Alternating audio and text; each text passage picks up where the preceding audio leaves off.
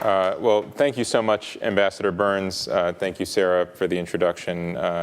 Thank you to all of the hosts and sponsors and organizers here. I have to say that that introduction sort of perpetuated the dream state in which I found myself as I sank into that lovely, artful video that opened the evening, and then looked out at an audience where, in a very surreal fashion, I saw everyone that I normally see in Washington and Moscow and all the Russia conferences around the world, and I realized, here I am in Camden, Maine. But then, of course, I looked back at the screen and I saw the concluding slide of the video, which was Vladimir Putin, and I remembered, oh, wait, I have a job to do here, which is to tell you guys a little bit about Russia and how Russians see the world, and just a little bit, I promise, about the U.S.-Russia relationship, and an even smaller amount about Ukraine, because I think we need to try and touch on all of those themes tonight, and we'll continue the discussion for the rest of the weekend. And I will certainly underscore the message that I am deeply grateful for all of your having come out tonight. But if it is too cold for you here, just follow Kolya and Fyodor back to Moscow, where it's going to be a balmy 39 tomorrow. Can you believe that? Well, let me start by talking about how Russians and Americans see each other and how we see the world, and why it's maybe not as different as you might think. We're cast by politics and editorial cartoons and talking heads as diametric opposites, right? As if Russia and the United States define somehow opposite poles in the world, or at least within Western civilization. That's easy to do, given the type of flack we throw at our respective leaderships. The actual fact is a little bit more complex and a lot more interesting. And that's that Russia and the United States have historically been shaped by some of the very same kinds of forces. For example, we're both Atlantic and Pacific nations. We both are subject to the idea of a manifest destiny. In the United States, go west. The exploration, expansion, and settlement of the West. In Russia, of course, the endless expanse of Siberia. In fact, my own institute, the Kennan Institute, is named not for George F. Kennan, who was one of its co-founders, a famous Cold War era ambassador to Moscow, but for his elder relative, George Kennan the Elder, who was an explorer of Russian Siberia in the 19th century and then became an educator of America about what Russia really was. So I think of the Russian experience and of the Russian worldview in many ways as similar to that of Americans. You could even say North Americans more broadly. But there are important differences. I think of those as differences of emphasis, order, or punctuation. Now, of course, those kinds of differences, there's George Kennan the Elder, those kinds of differences matter when you think of eats, shoots, and leaves, or my favorite, let's eat, comma, grandma, versus without the comma. So what, in fact, are these values and aspirations that ordinary Russians hold dear that I think are not really so different from our own here in the West? Well, number one, and the order matters, is to live decently. That is, to enjoy stability, prosperity, a set of basic freedoms. And on that measure, Russians are actually doing okay today. Russians are living much better today than they did in Soviet times. They're living better than they did in the period of most recent memory, the chaotic 1990s. Right? The store shelves are not empty as they were. There are not crowds battling each other. Although Russia clearly has a long way to go on development and modernization. Russia also seeks to be Russian. Russians are not interested in being Americans. They're not interested in what it is that Germans or French or Chinese might want them to be. Russians want to be Russian. Now, is that exclusive of being European? No. Is it exclusive of being Eurasian? No. But it is distinct, and there's something there to be proud of. Russians also seek to be respected as Russians. And certainly the story of Russia's great sacrifice in achieving the World War II victory is an important part of that. And when Western criticism, deserved as it may be in many cases, takes the tone of dismissal or disregard, is when we encounter the biggest trouble with Russians. And again, the order here is important, because Russians also value freedom. They value freedom. But in this context, personal freedoms have always come before political freedoms. And by that measure, again, with many exceptions and many limitations, Russians enjoy a considerable amount of personal freedom today. That is, the freedom to travel, the freedom to speak, the freedom to practice their faith. It's in political freedoms, as we know all too well, protests, political speech, etc., where Russians face real limitations. But again, this is a broadly similar set of values. It's the emphasis, it's the punctuation, it's the order that differs. Now, the Russian elite sees the world a little bit differently still. And here I'm talking about those who run Russia today with Mr. Putin, around Mr. Putin, and in that relatively small group that enjoys the cream at the top of the milk in Russia. From their standpoint, the world is fundamentally a complex and basically a dangerous place. And if you think about this, this makes sense, generationally, right? Who are these folks? Where were they in their careers in the late 1980s and early 1990s, as the entire system, which they expected would respect, appreciate, and reward their progress, simply crumbled around them? This is a group of people whose life experience is informed by the loss of all predictable things in both personal and professional contexts. And with this, a sense of the indifference, sometimes even the schadenfreude, with which this was greeted in the West. And that is particularly still a kind of root of trouble in Russia-West interaction. And of course, Russia's well-known dependency on energy and commodity exports, I hardly have to talk about that, has an important effect, which is to narrow most questions of state power and state capability to questions of commodity prices. And any of you who work in that industry can tell, the one thing we can say about the price of energy, for example, is that it will fluctuate. That we know for sure. And that means that if your state depends on that price, everything depends on a fluctuation which is fundamentally uncertain and unpredictable. But as the edifice of the state becomes more and more central to Russia's resurgence, right, this story of Russia coming up from off of its knees in the post-Soviet collapse period, regaining prestige, regaining prosperity, by the same token, the centrality of the state, the almost absolutist dominant centrality of the state, makes Russia less resilient. Think of things in a political context, like civil society, political pluralism, as part of a portfolio theory for your investment in Russia's success. Russia has a very non-diversified portfolio. And that further, for the Russian elite, makes their experience brittle, unpredictable, and uncertain. A second important part of the Russian elite worldview is that Russia belongs, indeed, it is of a right to be at the top table among global power players. And yet there's almost always a recognition that Russia will need to work with others in order to carry the day or to have its way. And generally, among the universe of possibilities, working with Europe, with the West, with the United States is a first choice. But Russians are not willing to sacrifice what they view as Russia's independent foreign policy solely in order to have partnership or approval from the West. And in this respect, Russia is unusual among many world states, which are perfectly prepared, whether temporarily or for the long term, to subordinate their interests in order to have the partnership or approval that they can receive from Washington or from the West.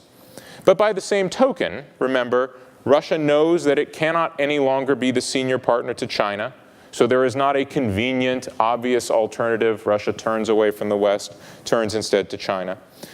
Instead, Russia now sees a kind of middleman or a brokering role, the opportunity to be a key player on some of the issues that Ambassador Burns mentioned, the Iran nuclear program, Syria, even the crisis in Libya, and now ISIS. Russians believe, again, I'm talking here about the elite worldview, that they are unique in being rational actors when others, in particular the United States, are far too influenced by politics or indeed by hypocrisy. And here, of course, they point to the American apparent obsession over human rights, for which we rake Russia over the coals, right? Think of the emphasis about Pussy Riot, this group of punk rockers who in fact really did disrespect or desecrate a Russian cathedral, versus how little we say now about women's rights in Saudi Arabia. And of course, the West's obsession with Iran's nuclear program in the first place, when from Russia's perspective, Pakistan developed a nuclear weapon, and we more or less said, gosh, that's a shame, and moved on. Or why is it that despite their own quite robust traditions of strong neo-nationalism, fascism, and various other strains of extreme politics, a number of the countries of the former Warsaw Pact were welcomed swiftly, and in many cases with short shrift paid to the requirements into NATO and the European Union. Again, from the Russian elite perspective, this is seen as fundamentally illogical and hypocritical. But why, at the end of the day, does Russia matter to the United States? Why can't we simply dismiss this as a declining power, as a regional power, as our president has said? Well, first of all, this is truly, at this moment, the only existential threat to the United States that can obliterate this country and with it the world in under 30 minutes. You got to take that seriously. It's also the second largest supplier of conventional weapons in the world. We, of course, are the first. Russia is a swing vote on the UN Security Council. Think of any number of issues that come before that body, and if you believe that international institutions matter, and if you talk about international law, Russia's going to be a part of the equation. Russia's important to resolving regional conflicts. Ukraine is an obvious example, but not the only one. Russia's part of the quartet on Israel-Palestine, and it's part of the six-party talks on North Korea. And in 21st century challenges, I know you talked about food and hunger issues in the past, disaster relief, cybercrime, trafficking. Russia, because of reasons of history, but also reasons of ambition, simply its desire to do so, has global capabilities that other nations, even of a similar size or a similar wealth, simply do not have. And that's why Ambassador Burns is right, that Russia has been an important partner for the United States on all of those issues. And then, of course, there's Russia's sheer size, right? This is a country that spans 11 time zones. So I love Ambassador Kislyak, the Russian ambassador's rejoinder to President Obama when he called Russia a regional power. He simply said, I agree with you, as long as we stipulate that that region runs from the Baltic Sea to the Sea of Japan and from the Arctic to the Middle East. Yeah, Russia's a regional power. Russia's environment is hugely significant. Forests, fresh water. Lake Baikal contains something like a fifth of the world's fresh water by itself. Of course, we know Russia is a massive energy supplier, in particular to Europe, where countries like Germany are heavily dependent and others are almost completely dependent on Russian gas. But don't forget, gas is fungible, as is any commodity. So if Europe takes less, someone else is going to take more. It's always going to be important. Russia has 145 million consumers. Depending on how you count and depending on how you measure, it's anywhere from the world's 7th to the 12th largest economy. It's a huge market. It has among the largest foreign currency reserves, although clearly those are being burned through right now to support the ruble. And Russians like to buy American products. Companies like Ford and Boeing and Pepsi, ExxonMobil, of course, have done very well in Russia, literally making tens of billions of dollars in the past decades. So given all of this, how has the United States dealt with Russia in the recent past? Well, in the 1990s, I call it the Bill and Boris show, because it really was, we had this funny notion that we'd rebuild Russia in our image, if not as a client state altogether. Of course, at the same time, we'd slice pieces off of Russia's former empire. This is kind of the have your cake and eat it too strategy. This led to a number of kind of uncomfortable facts, like the isolation of a little piece of Russia called Kaliningrad. It used to be the German city of Königsberg, which is now entirely surrounded by NATO member countries. This led later on to the deployment of ballistic missile defenses in countries like Poland and Romania. And I show these images. This is a World War II era stamp from Romania when it was allied with Nazi Germany. Here you have a march of the Latvian Legion commemorating their Waffen-SS divisions. I show these to demonstrate the sentiment in Russia, again back to this point about the hypocrisy of Western policy, that these countries which have by no means graduated from or put behind their troubling domestic political dynamics, some of which have reference to really deeply salient historical experiences for Russia, they are welcomed with open arms. And yet Russia is not. So in the 2000s, seeing the error of the 1990s, President Bush tried something different. It was referred to variously as selective cooperation or simply having a normal relationship. That is, cooperate when it makes sense to do so and when it doesn't, sort of put the problems aside. But it turns out that because the United States in that context could not sustain high-level attention to Russia, that this provoked the Russians to demonstrate that Russia was important and deserved consistent high-level attention. In other words, a normal relationship doesn't work. The relationship, one way or another, has got to be special. And what was happening at the same time as we were pursuing this normal relationship was deeply troubling to the Russians as well. Of course, we can now count the Orange Revolution of 2004 and 2005 in Ukraine as Ukraine's second of 3 post-Soviet revolutions.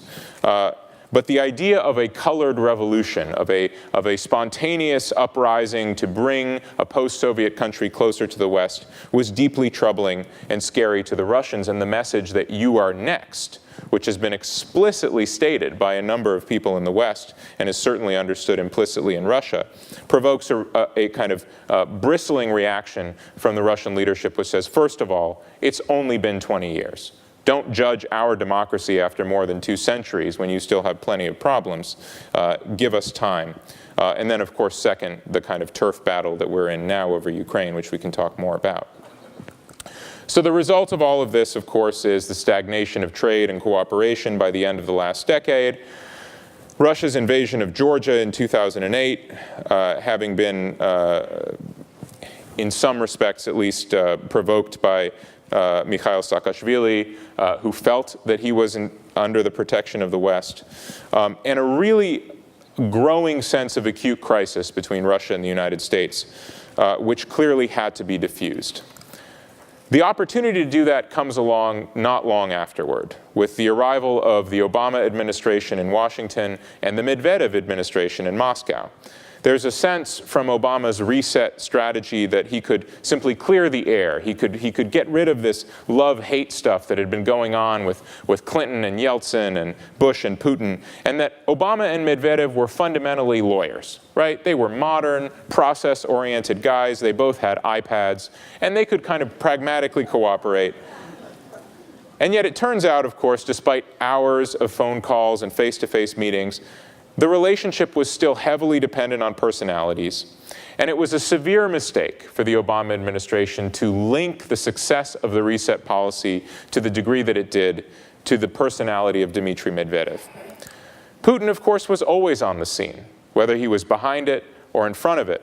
And when Putin met with Obama, I had this distinct sense, not shared by everyone in Washington, I would note, that Putin and Obama understood completely different things from their first meeting. So what was supposed to be something like an hour ended up being 90 minutes, and it consisted largely of Vladimir Putin telling Barack Obama everything that the United States had done wrong over the preceding 25 years, and Obama sort of nodding and smiling and thinking, you know, when can I get out of here?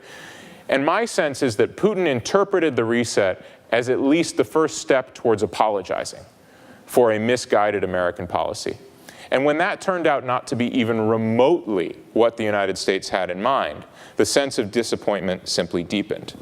Now, that isn't to say nothing was accomplished, right? There was a great series of achievements in 2009, 2010, including the creation of elaborate bureaucratic structures. But you know, I think of almost everything that was done post-reset as delayed transactions. Low-hanging fruit, things that really, really needed to get done, like, for example, concluding a new nuclear treaty to replace the one that had expired for a year already, rather than a fundamental transformation of the way the relationship was managed. The Bilateral Presidential Commission, whose working groups you can see illustrated here, everything from Arctic and energy cooperation to innovation, rule of law, civil society, et cetera, was in many ways a retread of a commission that Bill and Boris had told their deputies, Gore and Chernomyrdin, to create in the 1990s. We'd been there, we'd done that. We did military-to-military cooperation, even the first joint NATO-Russian military exercise at sea. They wisely chose to do this off the coast of Spain in May, rather than off the coast of Maine in February, or in Murmansk. But again, too little, too late, because it was clearly a reaction to the tragedy in which a Russian submarine, the Kursk, had sunk and some 200 sailors died in 2005, and the West was simply not in a technological or coordination position to offer assistance. We brought Russia into the WTO in 2012, but it happened after 17 years of effort to do so, and it was accompanied by a kind of slap in the face of the Magnitsky Act sanctions, which I'll talk more about in a moment. So the foundations for US-Russia relations, despite all of this achievement and hope in 2009 and 2010, remain weak. We still have a relatively difficult visa process until very recently, where we now have a 3-year multi-entry visa agreement. My concern is that that is going to become a victim to the current tensions in US-Russia relations. There's a very disturbing tendency to sort of cut off contact when you don't like what the other side is saying. I hope that won't be the case. Trade between the United States and Russia is still quite anemic, and it is declining, I'm sorry to say, down from $44 billion in 2011 to less than $34 today. Despite both being members of the World Trade Organization, both sides still use trade as a weapon. But probably most important, as long as we're locked in a relationship of mutually assured destruction with the Russians, we cannot have a real foundation of mutual trust. Now, the origins of the breakdown in the relationship that we are now dealing with come from long before the Ukraine crisis. Vladimir Putin believed that in 2011 and 2012, the United States stood behind what was then known as the White Movement in Russia, a protest movement not unlike the Color Revolution in Ukraine and elsewhere, and that the United States had the same goal, which was simply regime change in Russia to bring about a government more favorable to the West, or one that could in fact be controlled. He treated the American ambassador, Mike McFaul, who is in fact a Russianist, a Russia expert, as an enemy, and in fact as the representative of a hostile regime in Moscow. Russia joined the WTO, as I said, in August of 2012, but with that came the Justice for Sergei Magnitsky Act.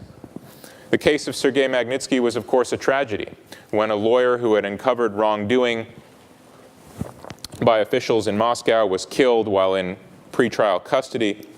But the Russian objections to the act were, in fact, legitimate. It singled out Russia versus a number of other countries in the world. It codified something the State Department was doing anyway and had the power to do without passing it into law, and it was quite vague. It was very much an eye of the beholder problem, right? One man's human rights violator is another man's defender of law and order, and we discovered that very quickly, having added Russian security officials from the Caucasus to the sanctions list, who several months later we needed to help unravel the Boston Marathon bombing and the Tsarnaev Caucasus connection. They were understandably not eager to cooperate with us. Russia, of course, reacted asymmetrically, banning adoptions by Americans, citing just a small handful of cases where there had been abuses. But the thing to understand about the tit-for-tat relationship between Russia and the United States is, at the end of the day, America's bigger, more powerful, and wealthier. But the trump card that Russians will have in response is the burning of Moscow, right? Is the willingness to bring the house down around their ears to make the point that Russia's independent interests are inviolable and that Russia will not be bullied.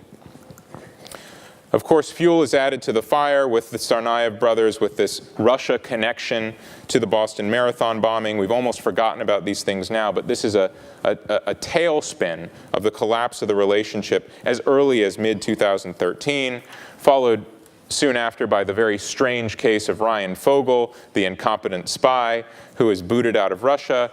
And then in response, the United States also takes measures to punish Russians here in the United States.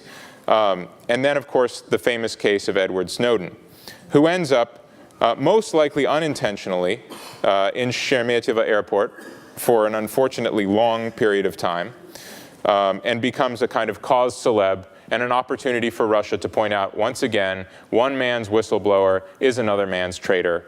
One man's hero is another man's human rights violator.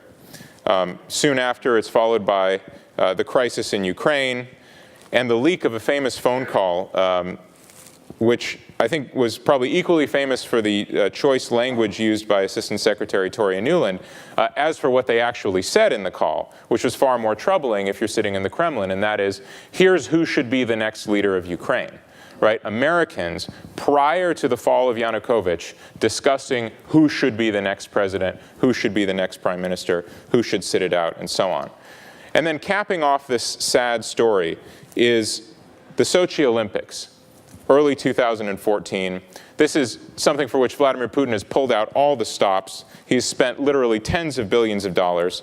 He releases almost every single political prisoner that the West had ever spoken about, including Mikhail Khodorkovsky, the oligarch who had challenged him a decade before, Pussy Riot, the Greenpeace activists, even some of the protesters from the white movement, from the Manège protests. And yet the West still more or less effectively boycotted the Sochi Olympics. This was seen as insult plus injury plus insult once again. So what is it that Putin actually wants out of this whole Ukraine mess? Well, first of all, it's domestic politics, right? A message was sent by the Ukrainian people that they wouldn't tolerate corrupt post-Soviet authoritarianism. That's kind of a scary message if you're Vladimir Putin. Unacceptable. The message has to be sent back. Well, if you make that choice, the message to Russians, you will end up living like they live in Ukraine. And go back to what I said in the beginning about the #1 priority on living decently. So that's domestic politics. And of course, Putin has also pegged his credibility to the idea that this was an artificial CIA-backed coup, and he has to prove himself correct now, having raised the bar. Geopolitics plays a part in this as well. Of course, there's a positive dimension whereby Putin seeks to create something called the Eurasian Union. This is another part of Russia being bigger, Russia being taken more seriously, a kind of gathering of former Soviet republics in an alliance that will allow them to sit at the same table with the European Union, with the United States, with the Chinese. And then, of course, there's the negative dimension, which is blocking the expansion of NATO and that Western security encirclement that Russians have been perceiving for the last 25 years and declaring Ukraine is the last straw. You will not come to Ukraine. So what might the United States want to think about in the context of that kind of crisis? In the short term, what is going on, right? In the short term, I think we need a huge increase in our knowledge about what's actually happening in Ukraine so that propaganda and misperception does not become the rule of the day, so that accidental escalation or totally fully anticipated violations of the current ceasefire do not become an excuse for a spiraling out of control increase in violence. In the middle term, we need to think about how sanctions are likely to work and how they're not. Putin is not Yanukovych. He is not going to run away with his tail between his legs. His regime is not going to split, and the oligarchs are not going to depart the scene.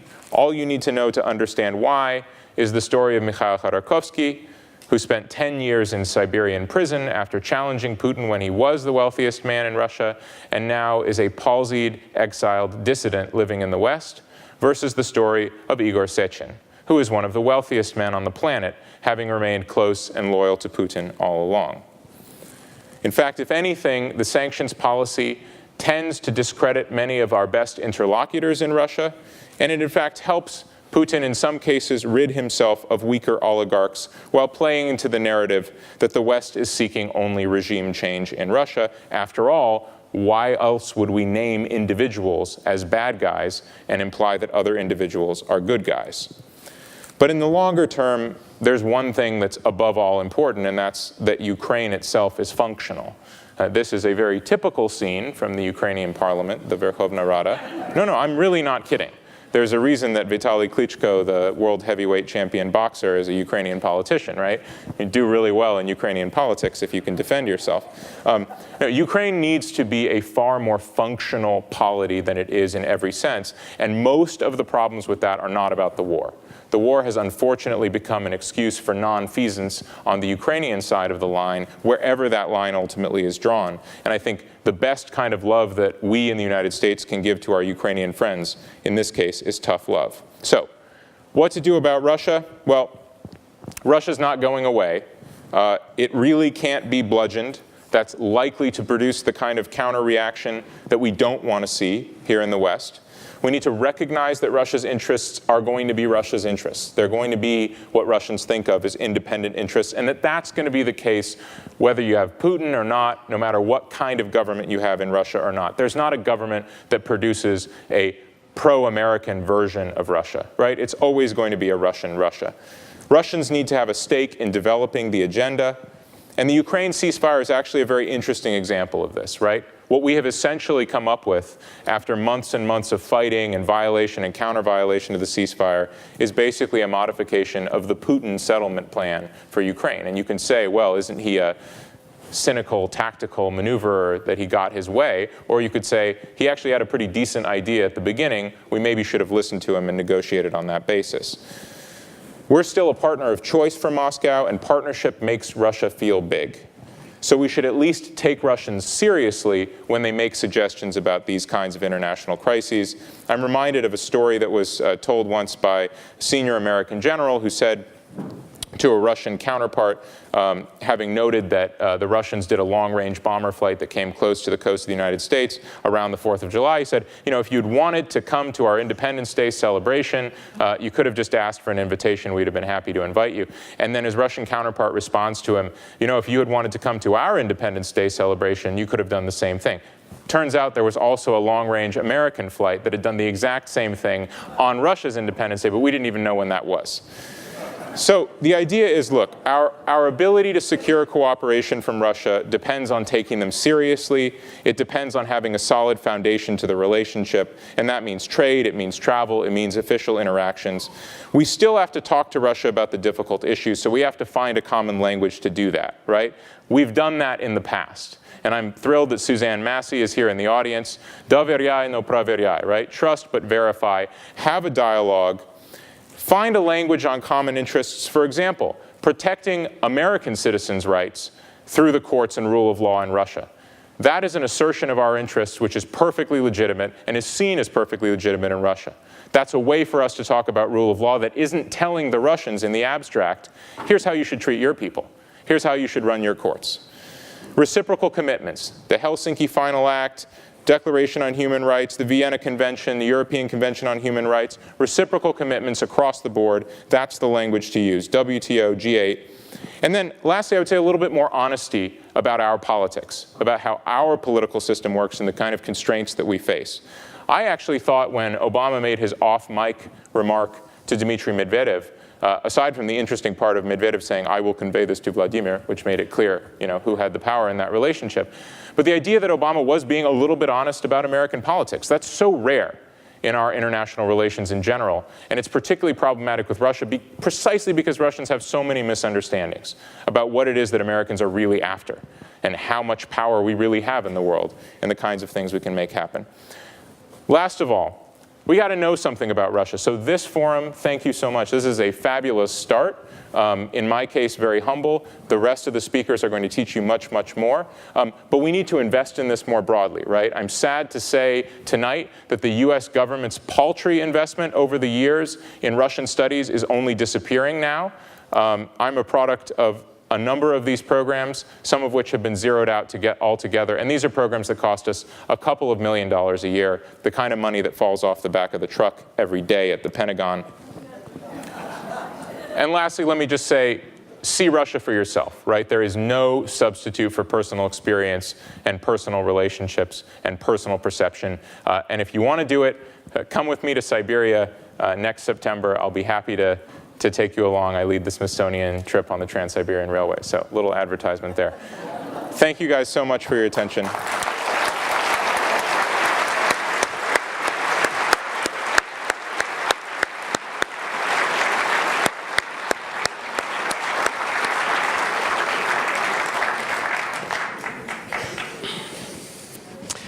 Matt, thank you. Thank you for that fascinating presentation.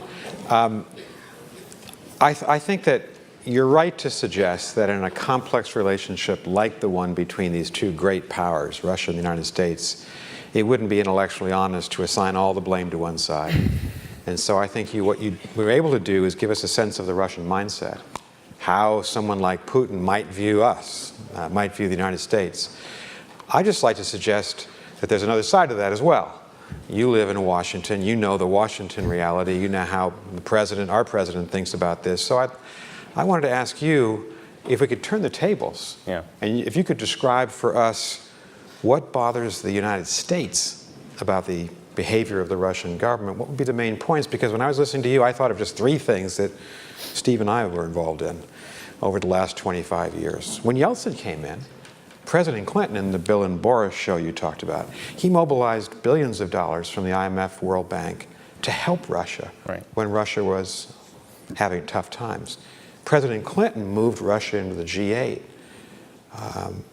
We were involved in a negotiation to convince the Kazakhs, the Belarusians, and the Ukrainians to give up their nuclear weapons and return them to Russia, because we actually trusted one nuclear superpower. We didn't want to have 4 on the territory of the former Soviet Union. And President Bush, after 9/11, when Putin was the first world leader to call him, and there was a little bit of a good relationship there, President Bush led the effort to bring Russia into NATO, and we created the NATO-Russia Council in April 2002 when I was ambassador there. I sat with Sergei Kislyak and all the NATO ambassadors trying to work out a relationship. So I think the Americans would say, well, of course we have a complex relationship, but we've reached out. So you've done a great job, I think, of kicking off this weekend by saying, how do the Russians view us? How does President Obama think of Putin now? Yeah, give us that sense. Well, so the huge caveat, thank you for this question. It's a great opportunity. The huge caveat on this, of course, is I'm neither in Vladimir Putin's head nor Obama's head. I'm not even in the room or even close to it. But you know a lot. My sense is that there is a lot of legitimate frustration at this point in Washington, in particular with 2 things, and I want to say something specific then about Obama. One is the notion that Russians are always prepared to talk to the United States. They're very seldom prepared to talk to anyone else. And I think that you see that problem, for example, with the Ukrainians. You see that problem with most of the post-Soviet space. You even sometimes see that problem with Europe. They're happy, often to talk to the Germans. That sort of is seen as a relationship of equality. But this kind of really brutal power politics stuff, where kind of you're just not big enough to merit a serious consideration of your interests. That, I think, would be our version of the hypocrisy argument about, the Russian argument that our morality play politics is hypocritical. We say, well, this stuff about your independent interests, that's also hypocritical, because what is sovereignty, after all, if not a guarantee that every country gets to make these choices?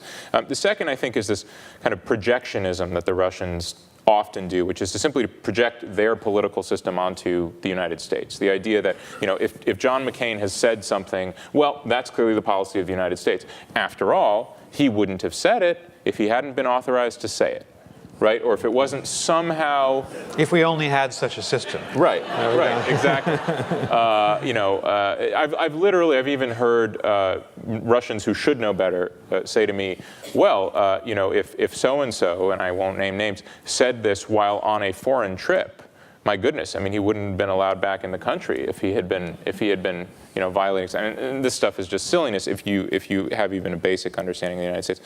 On Obama, I'm not going to do an armchair psychoanalysis of the guy, but my sense is he fundamentally is coming from a place where rules matter, and I think Putin is fundamentally coming from a very different place. Where rules don't matter. Where formal rules don't matter, yeah. Where agreements between men with power matter. And that is just not Barack Obama's style at all. And there is a deep mismatch between those 2 worldviews. Okay. Thank you for that. I want to open this up to questions from all of you and comments. So we've got microphones. We've got people with microphones at the back of the mezzanine. There are always people level. With microphones. Yes. You have different microphones here in Camden, Maine, than what you're talking about, and in the balcony as well. Who would like to lead off? I'm going to start. I teach. I'll start calling on people if no one raises their hands.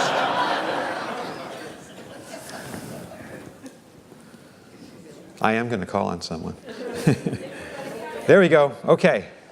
Yes. And please just, if you wouldn't mind standing and just identifying yourself. And I would, but I will. Okay. What you just said about Russia's view of the United States politically, or particularly our political system, reminds me of an old story in the Khrushchev era when some Soviet journalists, I guess, visited American newspaper, and they were told this is the editorial meeting, and one of them supposedly remarked, "Oh, that's where they must call Washington for orders." And that was 60, 70 years ago. And what it sounds like you're saying is that the Russian view of the United States political reality hasn't changed a whole bunch since then. And I'm wondering, in this exchange of knowledge of the Soviet Union, what's happening with what's happening with Russia today to find out more about America? And is that going to happen at all? And what can we do to help?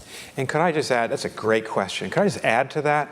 And that question about the Russian elite, but also about Putin. Putin's formative experiences were in the KGB, in the Soviet Union, and in East Germany, when it was a communist puppet of the Soviet Union. He never had a Western experience. Does he truly misunderstand our culture, our society, to that extent? Yeah, I mean, so for the sake of consistency, I think the answer to the last question has got to be yes, right? I mean, if my argument is you should go to Russia, right? You should get to know Russia as best you can. The answer is, Putin has, as a world leader, spent a fair amount of time everywhere in the world on the international stage. That's a pretty strange lens through which I think to perceive any society. On the other hand, I think his experience in even East Germany is awfully foreign for a Soviet context, right? That he had a fair amount of international exposure. This guy's not a bumpkin.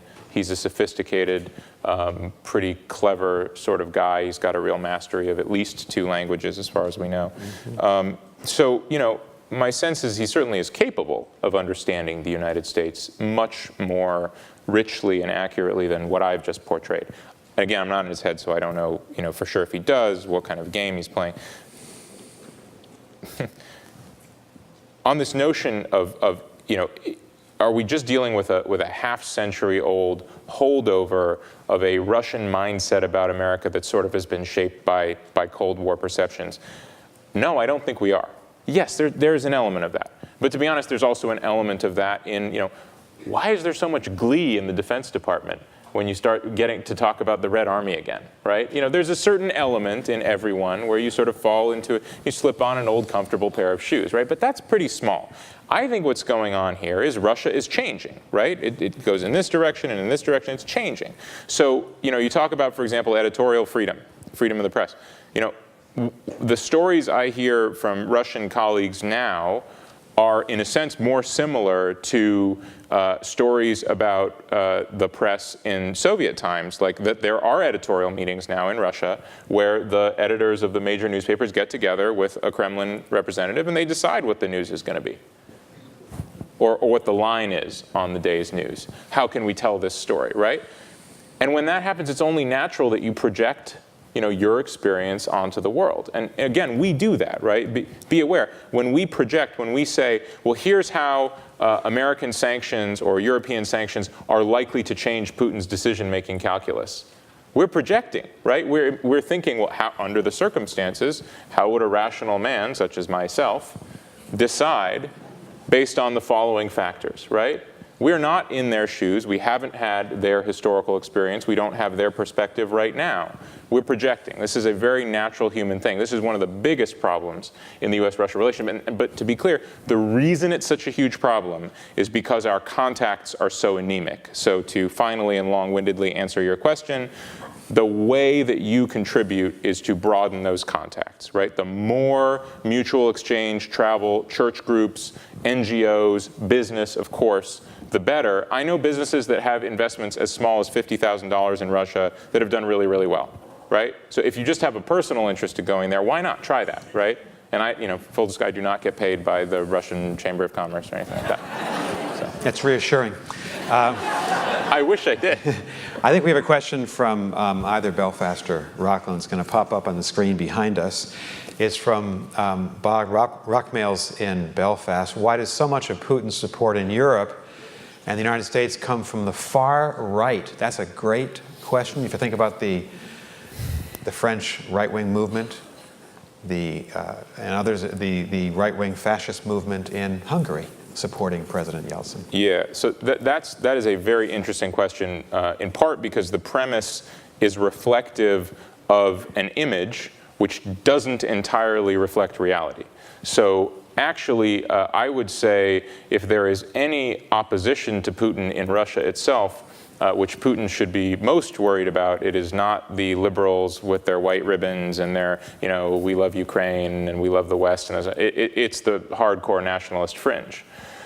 Now, that said, some genuine nationalists, and what is the definition of a nationalist in Russia is something that some of my colleagues are far more qualified than I am to talk about, and I hope we will talk about this because it's very complicated.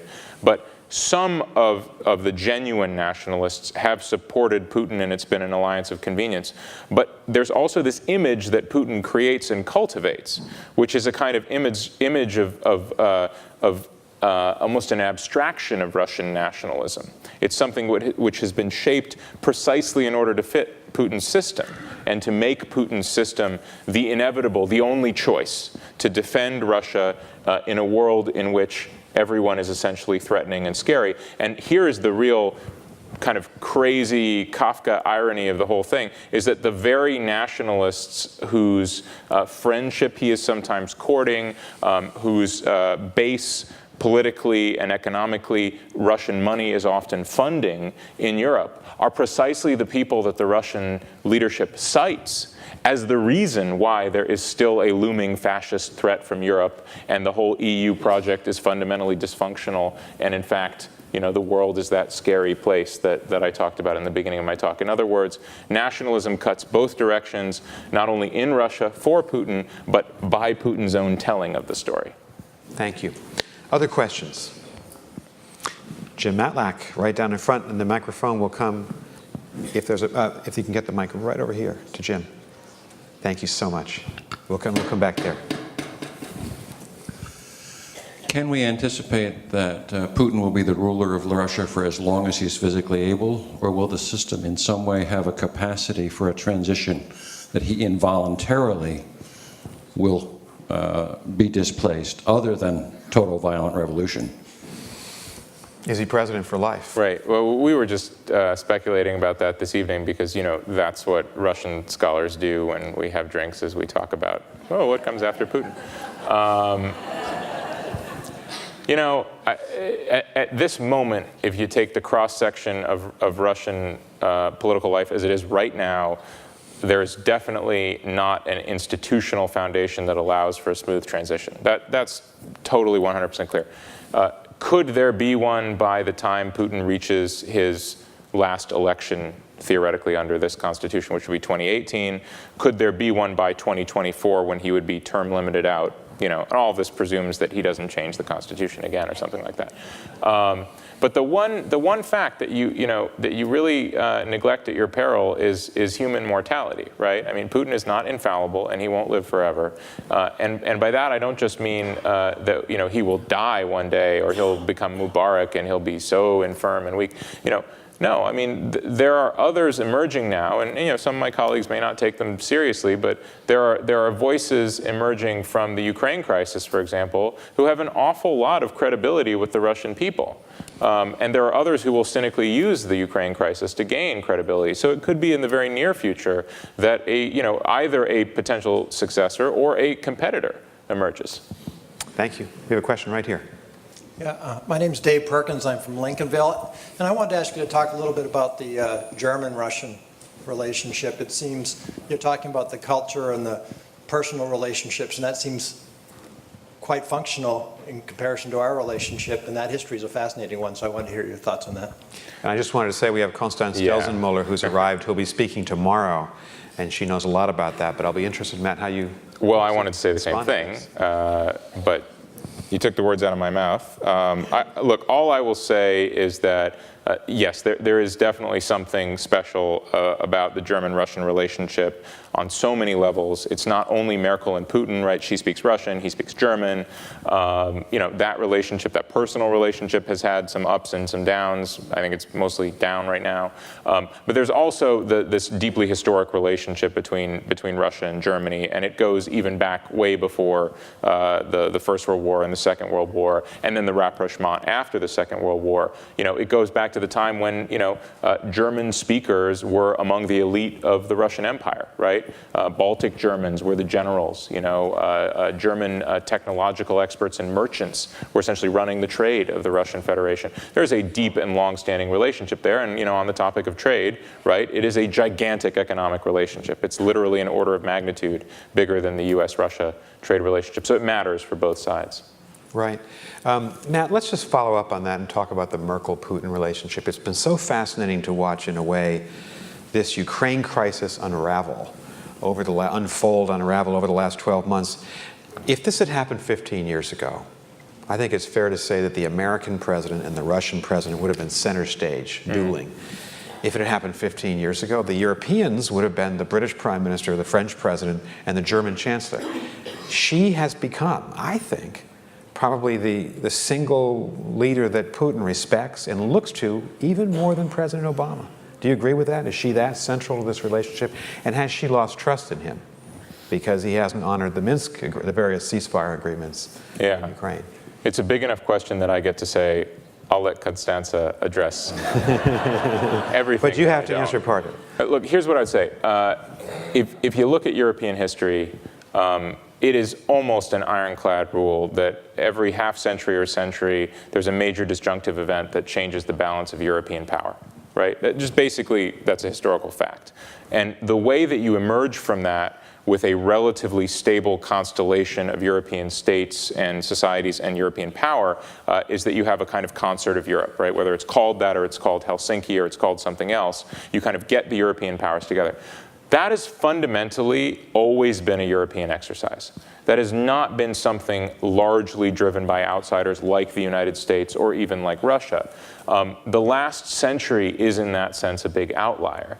And the question is, going forward, right, we're now in the age of globalization, we're going to have a transatlantic free trade agreement, we're going to have a trans-Pacific free trade agreement. Is that model finished? Or do we really need to look to an Angela Merkel as the European statesman who recognizes we're probably at another one of those inflection points and we really need a new kind of European consensus about security, or at least we need to pull together the tattered remnants of what we have? I think that could be a hugely positive step for Europe. On the other hand, I would be wary of setting anything up as a test. One of the things that scares me the most is setting up a Greek exit from the Eurozone or anything else as a test of whether Europe as a project is a success or a failure, because I don't want to risk that the answer is the latter. Okay, and we'll come back to this, I'm sure, tomorrow. Right here. Yep. Hi, I'm Charlotte Stout. I'm curious if you had a take on Putin's perspective on Syria, Assad, and ISIL. Any insight into that? Thank you. Yeah, great. Great question. Well, so the story with Assad has been pretty interesting because on the one hand, this is it's the son of a very long-standing Russian and Soviet ally, and in particular, when you're dealing in the realm of the Middle East and Middle Eastern potentates, an ally of the secret services in Russia, of which Putin is a product. And so that's a relationship, the severing of which would have been bad for Russia on many, many levels. On the other hand, there's a huge gulf between Putin and Assad in one very important dimension, which is Putin is effective and Assad never was, right? Assad was utterly incompetent at putting down this rebellion. He just kept killing people and he couldn't get it right. And I think that's why you saw, quite a ways a lot of blood had been spilled, but nonetheless, Putin was more or less ready to sell Assad down the river. What was interesting, though, was that the United States threw a giant monkey wrench or a red herring out there with this red line and the threat of military action. And once you put, again, this is the thing, we can certainly debate it this weekend. Once you put the notion of American weapons or American bombers or American boots on the ground out there in the post-Soviet space or in a sphere of Russia's interests like Syria, you are going to totally change the way that the Russians react to the situation. And so I think Putin has really retrenched and I think is now back to that initial closeness. ISIL, yeah, that's a shared enemy. There's no doubt about that. We were just talking this evening about, was 1,700, Fyodor, Russian citizens fighting with ISIL, on ISIL's side. right? I mean, Russia has a 25% Muslim population, and it's growing faster than the non-Muslims. These are Russians from the North Caucasus. From the North Caucasus, but and elsewhere you have Tatars from central Chechens Russia. Chechens from the North Caucasus. So there's no question. And Putin, I think this is one of the areas we talk about, like misunderstanding and misperception. It blows Putin's mind that we in the United States prioritize our relatively marginal differences within the West over human rights. We seem to prioritize those, even when it comes to Chechnya, over what he views as an existential fight with radical Islam. He doesn't get why we allow this sort of paltry human rightsy stuff to come between us, natural allies, Russia and the United States. Again, this is Putin's perspective, right? In this global battle with radical Islam. He loved the notion of a global war on terrorism. It was something with which he could readily agree. Okay. Yes. Good evening. My name is Daniel Clark. I'm a student at the University of Maine. Thank you for having us. If economic sanctions are not the answer, what is an effective response, an effective American response to the situation in Ukraine? Yeah, great question. It's the question. I don't know that I actually have an answer to that. I don't know that there's an American response. I mean, it depends on what your goals are, right? If your goal is to send a moral message, then I think sanctions are very effective. I think we did that. I think we have sent a powerful moral message. I think we've also sent a message to anybody else who might contemplate trying to take a chunk of territory by force or do one of these, fly-by-night annexations or something like that, that this will happen to you. So if you don't want this, don't do it. That said, when you have an adversary that has a trump card like Russia's nuclear arsenal, which in my reading basically dictates we do not want to be in a proxy or a direct conflict with Russia, right? So that forecloses a whole set of options. But at the same time, is for their part willing to escalate militarily. It's very clear, right? Despite any number of sanctions, the Russians are really willing to go to the mat, and they're willing to escalate further and further, and they have the capability to do so because they're right there. That's a scenario where I don't know that there is a pretty and an easy answer, which is why I back up to what I do know, which is that the Ukraine that I want to be supporting and the Ukraine I want to be investing in, and I strongly and sincerely do want that. I've lived in Ukraine with my family. I have dear friends in Ukraine. Is not the Ukraine of today. Ukraine is way too dysfunctional for us to take it under our wing as a sort of American ally, or even really a meaningful partner. That's why the one, again, I'm talking about the policy of kind of the Hippocratic Oath, do no harm, at the same time, make sure everything you do is effective, as you say. And the one thing I know that will be effective is to help the Ukrainians actually build a country, which in 25 years they haven't done. So we'll come back to this. A great question. Thank you for asking. We'll come back to it tomorrow when Steve Pifer speaks. We'll come back to it. Steve has a different view, and I respect that. We'll come back to it on Sunday when Tom Graham and Fyodor Lukyanov speak. I know we'll come back to it, but there are some other options we're going to have to debate this weekend. Should the United States, as this ceasefire unravels, turn to lethal military assistance to Ukraine? Should we turn to tougher economic sanctions? So there are some options, but they're tough, and they're double-edged swords. Yes, right here. Hi, I'm Margaret Williams. I'm from Rockport, Maine. First, I'd like to thank you both for being here tonight. It's a fascinating discussion. I was hoping, Matt, you could elaborate a little bit your thoughts on the potential for cooperation versus conflict in the Arctic region, especially given our asymmetric capabilities, and I'd even go as far as to say attention to the area, despite our current chairmanship of the Arctic Council. Great question. That is a great question. There's going to be a big conference in Washington on that topic exactly on Tuesday. Look, a lot of what happens in the Arctic obviously depends on what happens to the Arctic, right? If we end up with a sustained long-term shipping channel in the Arctic, we're going to figure out really quickly that we need to have... Because of global warming. Because of global warming, right? Yeah. Because of whatever you want to call what's going on with our planet right now. Right, I mean, I get it. There's a political aspect to this debate. But what we're going to figure out really quickly is if you have a lot of traffic transiting the Arctic, you really need to deal with the infrastructure around that. And that includes, of course, environmental, but also just dealing with human problems like accidents and security and making sure that people are fed and safe and can communicate. And then the onus is really going to fall on Russia because Russia's there. The question that I have for anybody who's taking Arctic issues seriously right now is it enough to just have an Arctic Council? Is it enough to just have the states that, according to old school international law, have like the territorial waters, literal state, literal with I-T-T-O-R-A-L, littoral, yes. Yeah. State interest. Is that enough, or do you really, really need to have the Chinas of the world, the Brazils, the Indias, the big economic trading powers, the players of the modern world at the table, because the Arctic is in fact a shared resource? And I haven't seen an approach like that at all yet. Yeah.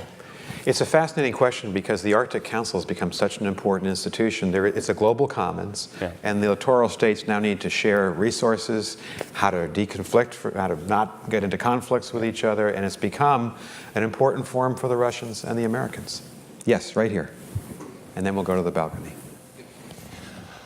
My name is Valery Kostin. I'm originally from Moscow, Russia, and I would like to thank you very much, Mr. Rojansky, for the wonderful presentation, and I was very happy to hear all this information. And this question about are you participating in such of presentation or interviews of the American mainstream mass media, like did you participate in CNN or Fox News or New York Times or Washington Post mass media?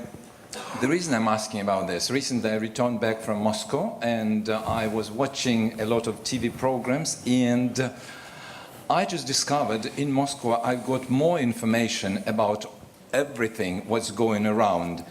Pro-Russian, anti-Russian, pro-American, anti-American. Here I'm faced with CNN, with Fox News, it's just only one-way information. Anti-Russia. What Russia should think about this. And that's why I'm just so grateful to you for the great information, for the great performance, what you delivered to this audience. Thank you very much. Thanks. Thank you. So, the answer is, yeah, I do whatever media comes my way. Obviously not enough, if you haven't seen me. Probably from the perspective of my family, when I go catch a cab at 11 o'clock at night to go do the Don Lemon show on CNN, it's probably too much. But I actually also do a lot of Russian media, and that's really important to me. So I always do interviews with Первый канал, the main Russian channel, first channel. And I talked to Russia Today as well, RT, which, and I have to say this honestly, I think they're playing games. I think they're playing the same games that Fox News and MSNBC are playing in the United States, mixing entertainment and opinion with journalism. I'm troubled that that's the direction that journalism has gone in this world. On the other hand, someone earlier tonight asked me, what are my sources of information? And the answer is, if your only source of information is something that packages itself and sells itself as, the only newspaper you need to read or the only channel you need to watch, right? You're obviously being spoon-fed a particular perspective, right? The value of the world that we live in now is that there are myriad sources of information. It's not that hard. If you want to learn what Russians are seeing, and you don't even speak Russian, it's doable today.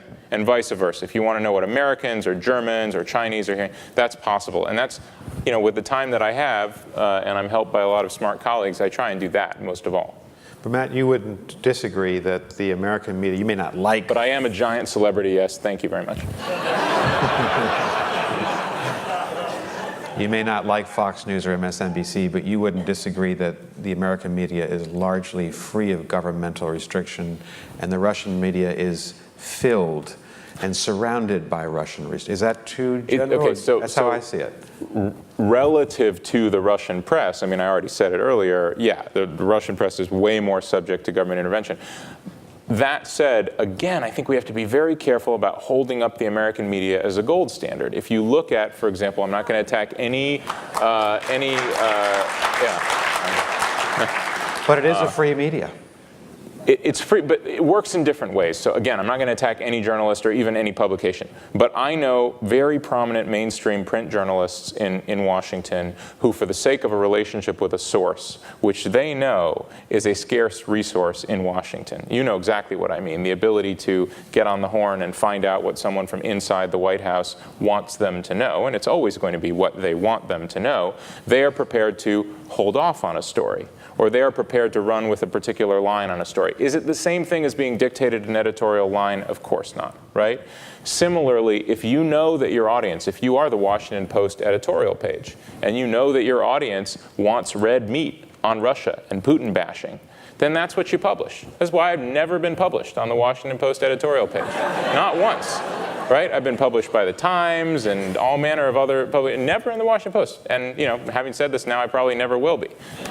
But I think I don't know that there's a perfect model out there, and I'm not saying that the golden past of Walter Cronkite was the perfect model, but, you know, we got to be very careful telling the Russians that it's us. We'll come back to that. All right. I don't agree at all, Balcony, please, yes. Hi, Hank there from Hartford, Connecticut. And sort of getting into the perceptions and a question about how do we get the Russians away from the perception that we have a whole lot of schadenfreude about the victory in the Cold War.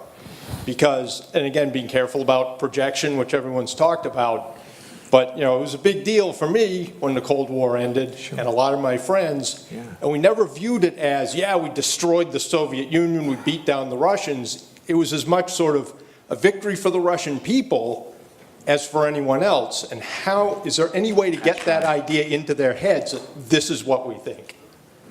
Yeah, well, first of all, would be to think it. And I think, you know, with all due respect and appreciation of your perspective, I don't think that's a mainstream view in the United States. I know that my neighbors don't think that. I know that my family doesn't think that.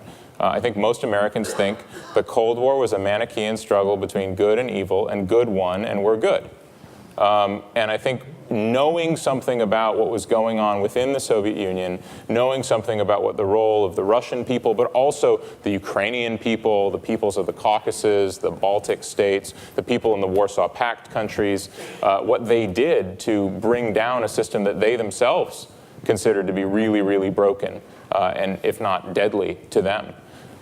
You know, that's the beginning of it. And again, I think, I mean, look, I took courses in the history of this part of the world in, you know, well-known American universities. That's not even taught in many places, that version, right? The thesis of kind of it was, well, we spent them into the ground, right? We beat them in an arms race. You know, we had more moral clarity and vision. Hey, those things might all be true, but if you want the message to Russia to be, we appreciate your sacrifice, whether it's World War II or the Cold War, you have to actually appreciate it. Okay, so I've been instructed to bring this evening to a close, but I don't want to do that because we have two, if you'll bear with us, we have two people who want to ask questions. Maybe you can ask them, we'll take this question first, then that. Quick questions, but quick responses, but I think we should honor these two. Yes, please. Yes, John Dowdy, Falmouth. Quick question. It appears that the Russians have improved their relations with the Greeks and with the Turks. Certainly their Air Force is probing the United Kingdom, various Baltic states. So you have this potential for the Russians to put a wedge amongst the NATO members and perhaps fracture NATO at a time when the European Union, frankly, could be coming apart. I'd just like actually both of your thoughts on that. Thank you. Yeah, I mean, so the Greece and Turkey stories, it's market theory, right? Putin's going to go where there's demand, where there's an opening, and he's doing that, and he's doing that in other European countries. In terms of risks to NATO, I turn that on its head. You know, I think the more that Russians decide to do kind of silly, mostly pointless, provocative things, the more they absolutely guarantee the long-term viability of NATO. I mean, there's no way you would have had American troops in the Baltic states but for Russia's reckless behavior in Ukraine. And I think that the more Russia goes on doing this sort of thing, the more that the muscular hawk talk in Washington will continue, and the more resources will be behind it, which is what it ultimately takes, to bring American troops and material back to Europe. And it's going to happen, for better or worse, mostly worse. But obviously, I don't want to see NATO fractured. I just don't think it's going to happen. Thank you. Yes, right here. Yeah, Pete Kalachin, Camden. How much is any of Putin's legitimacy based on the rising standard of living, and how will the continued, if the oil prices continue to stay low, what effect will that have on his legitimacy? And the value of the ruble and the losses in the stock market. It's been a bad year for the Russian economy. Yeah, that is the question right now. I don't know. My sense is, of course, we can all do the math, right? The worse that the Russian economy gets, the harder it is for Putin to hold everything together, and that includes buying people off and paying generous pensions and all that stuff. However, I think some things are sticky. One of the things that's sticky is the memory of how much worse things could be. The recollection of the 1990s and the knowledge that, things are maybe not great right now, but they're not as bad as they could be. Other things that are sticky are major consumer goods. You buy a car, particularly if you bought a Western car or a Japanese car, which a lot of Russians do now, it's not going to go away tomorrow because the ruble does badly. You make your own gas there, you're sort of okay.